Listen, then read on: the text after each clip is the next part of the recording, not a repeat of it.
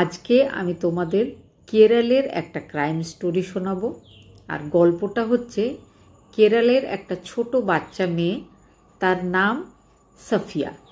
বাবার নাম মইউদ্দিন, মায়ের নাম আয়েশা। খুব গরিব পরিবারের মেয়ে। বয়স ছিল 13 বছর 2006 সালে।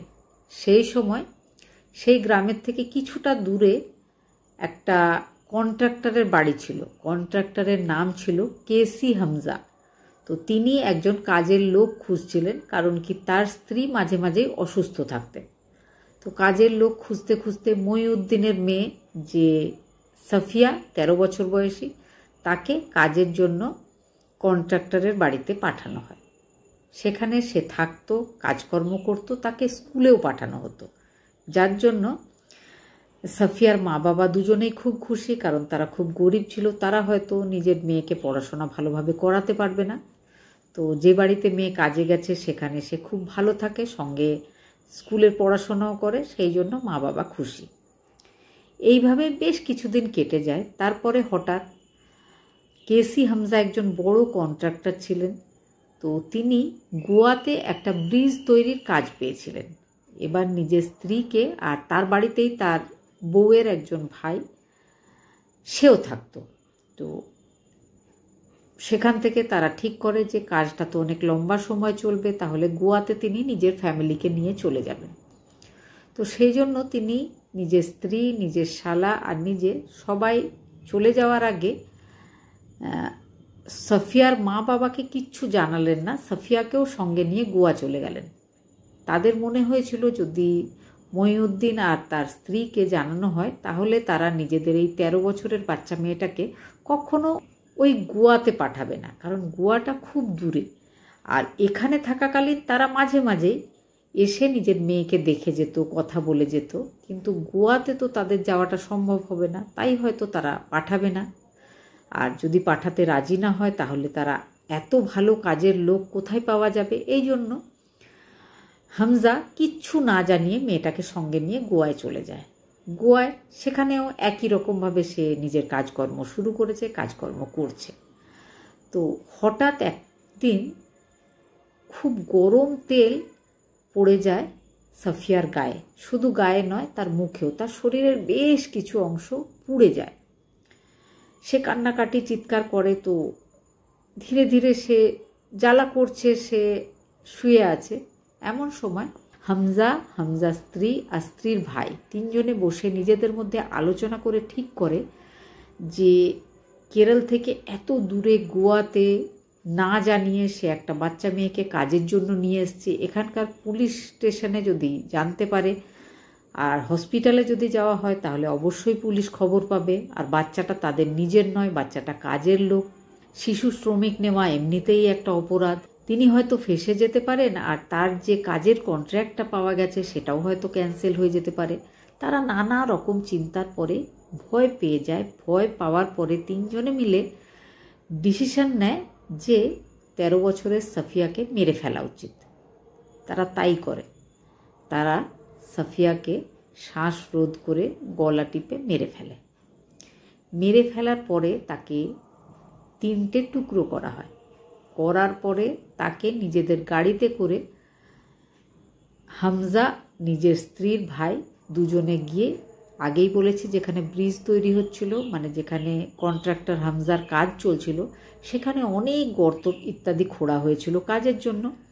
তো সেখানে নিয়ে গিয়ে রাতের অন্ধকারে সেই 3টে টুকরোকে আলাদা আলাদা প্যাকেটে তারা পুঁতে বাড়ি চলে আসে। আসার পরে তারা নর্মাল জীবনযাপন করছিল।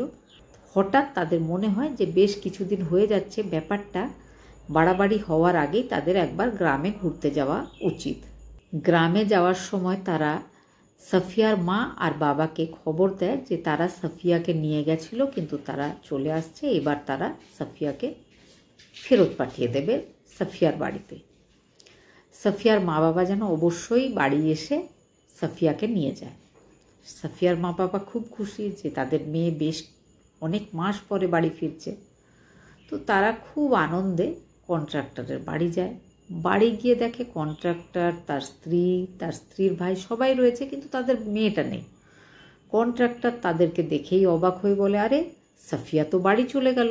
আমরা যখন এসে পৌঁছেছি তো সে কিন্তু কিছুতেই আর তোমাদের ওয়েট করলো না। সে বলল যে আমি নিজেই বাড়ি যেতে পারবো, কিন্তু ও নিজে হয়তো যেতে পারবে না বলে আমার স্ত্রীর ভাই তাকে অর্ধেক রাস্তা পর্যন্ত প্রায় তোমাদের বাড়ির কাছাকাছি দিয়ে এসছে।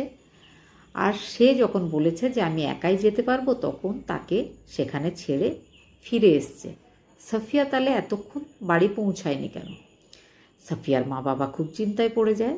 সঙ্গে সঙ্গে তারা পুরো গ্রামে সবার কাছে সাফিয়ার যে বন্ধু বান্ধব ছিল তাদের বাড়ি গিয়ে খোঁজ নেওয়া হয়। অনেক খোঁজার পরেও সাফিয়াকে কিন্তু কোথাও খুঁজে পাওয়া যায়নি। নেক্সট ডে তারা পুলিশ স্টেশনে যায়। সঙ্গে কিন্তু হামজা মানে কন্ট্রাক্টর সেও যায়। সেও গিয়ে সমস্ত ব্যাপারটা বলে যে তার সাথে নিয়ে গেছিল, আবার নিয়ে এসছে, নিয়ে এসে সে বাড়ি চলে গেছে, কিন্তু কোথায় চলে গেছে খুঁজে পাওয়া যাচ্ছে না। পুলিশ মিসিং ডায়েরিটা করে নেয়, কিন্তু যেহেতু একটা গরিবের বাচ্চা, পুলিশ সিরিয়াসলি ব্যাপারটাকে নেয়নি। পুলিশ কোনো খোঁজাখুঁজির ব্যাপারও করেনি। এদিকে বেশ কিছুদিন কেটে যায়। কেটে যাওয়ার পরে এসে যায় 2007 সাল। ঘটনাটা কিন্তু ঘটেছিল 2006-এর ডিসেম্বর মাসে।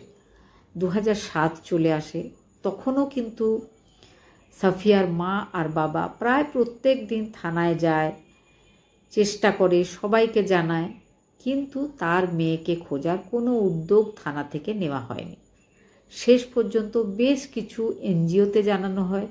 Chief minister, home minister, DGP, SP, DSP সবাইকে চিঠি লেখা হয়। এবার ব্যাপারটা উপর মহল পর্যন্ত চলে যায়। তখন সরকারের তরফ থেকে একটা উদ্যোগ নেওয়া হয়। ক্রাইম ব্রাঞ্চকে এই কেসটা দিয়ে দেওয়া হয় যে সাফিয়াকে যেন খুঁজে বের করা হয়। ক্রাইম ব্রাঞ্চের হাতে এই কেসটা পাঠাবার জন্য সাফিয়ার মাকে থানার সামনে 90 দিন ধর্ণা দিতে হয়েছিল। মিডিয়াতে ব্যাপারটা গেছিল, মিডিয়াতে লেখালেখি শুরু হয়েছিল। তারপরেই কিন্তু ওখানকার সরকার এই কেসটা ক্রাইম ব্রাঞ্চের হাতে দিয়েছিল। ক্রাইম ব্রাঞ্চ নিজের মতো তদন্ত শুরু করে। একদম খুব ভালোভাবে তদন্তটা এগোচ্ছিল। কোনোভাবেই তদন্ত করতে করতে প্রত্যেকটা সন্দেহ কিন্তু গিয়ে সেই হামজার ফ্যামিলির কাছে গিয়ে আটকে যাচ্ছিল। তারপরে আর তদন্ত এগোনো যাচ্ছিল না। তারপরে ক্রাইম ব্রাঞ্চের অফিসারেরা বলেন যে যেখানেই আছে মেয়েটা বা কিভাবে মেয়েটা কোথায় চলে গেল এই ব্যাপারটা হামজার ফ্যামিলি ছাড়া আর কেউ জানে না। কারণ কি হামজার ফ্যামিলি যখন গোয়া থেকে ফিরে এসেছিল কখনো তাদের সাথে ওই বাচ্চা মেয়েটাকে দেখা যায়নি। অনেকগুলো সাক্ষীও পাওয়া যায়। তারপরে হামজার ফ্যামিলির 3 জনকেই অ্যারেস্ট করা হয়। অ্যারেস্ট করার পরে 3 জনকে আলাদা আলাদাভাবে জিজ্ঞাসাবাদ হয়। আর সবাইকে বলা হয় যে তুমিও এবার সত্যি ব্যাপারটা বলে ফেলো, কারণ কি বাকিরা বলে ফেলেছে। তো 3 জন কিন্তু একরকমভাবে পুলিশের ফাঁদে পড়ে তারা সবটা বলে দিতে বাধ্য হয়। কেরলের পুলিশ টিম যায় গোয়াতে। সেই নির্মীয়মান যে ব্রিজ যেটা কন্ট্রাক্টর হামজা তৈরি করেছিল সেখানে জেসিবি মেশিন দিয়ে গর্ত খোঁড়া হয়। যেখানে যেখানে সে বলছে সেখান থেকে সেই আলাদা আলাদা 3খানা প্যাকেট সেটা উদ্ধার হয়। হাড় উদ্ধার হয়, সেগুলোর মাথার কিছু অংশ উদ্ধার হয়। তারপরে সেগুলোর কোচি ফরেন্সিক সায়েন্স ল্যাবে সেগুলো টেস্ট হয়, ডিএনএ টেস্ট হয়। ডিএনএ টেস্টের পরে সেগুলো কিন্তু মইনুদ্দিন আর আয়েশার সাথে ম্যাচ করে যায়, বোঝা যায় যে হ্যাঁ এটা তাদেরই মেয়ে সাফিয়া। তারপরে কেস চলতে শুরু করে। বডিটা যেদিন পাওয়া গেছিল সেদিন ছিল 2008-এর 5 জুন। জুলাই 2015 পর্যন্ত কেসটা চলে লোয়ার কোর্টে। হামজাকে ফাঁসির সাজা দেওয়া হয়। হামজার স্ত্রী আর তার ভাইকে 6 বছরের কারাদণ্ডে দণ্ডিত করা হয়। 2019 সালে হাইকোর্ট থেকে আবার অর্ডার আসে, ফাঁসির সাজাটাকে কমিয়ে দিয়ে আজীবন কারাদণ্ডে দণ্ডিত করা হয়। আর হামজার স্ত্রী আর হামজার যে স্ত্রীর ভাই তাদের দুজনকেই 6 বছরের জেলটাকে কমিয়ে দিয়ে 3 বছরের জেল করা হয়, যেটা কিন্তু তারা অলরেডি সেই জেলটা হাঁটা হয়ে গেছিল, সেই জন্য তাদেরকে ছেড়ে দেওয়া হয়। এবার ফিরে আসি, সাফিয়ার ডেড বডির যে অংশগুলো পাওয়া গেল সেগুলোর কি হলো। সেগুলো কিন্তু একটা কার্টুন বক্সে বন্ধ করে কোচির ফরেন্সিক সায়েন্স ল্যাবে রাখা হয়েছিল। হাজার চেষ্টা করার পরেও মহিউদ্দিন আর আয়েশা নিজের মেয়ের যে শরীরের অবশেষ অংশ সেগুলোকে কিছুতেই আদায় করতে পারেনি। সরকারি যে বিভিন্ন প্রসেসগুলো আছে সেগুলোকে শেষ করে যখনই তারা চেষ্টা করেছে, তাদেরকে বলা হয়েছে যে তদন্ত স্বার্থে ওই প্যাকেটটা এখনও রেখে দিতে হবে, কোনোভাবেই তোমাদের হাতে দেওয়া যাবে না। এইভাবে ধীরে ধীরে ধীরে চলে আসে 2024 সাল। এখন কিন্তু হামজার কেস সুপ্রিম কোর্টে।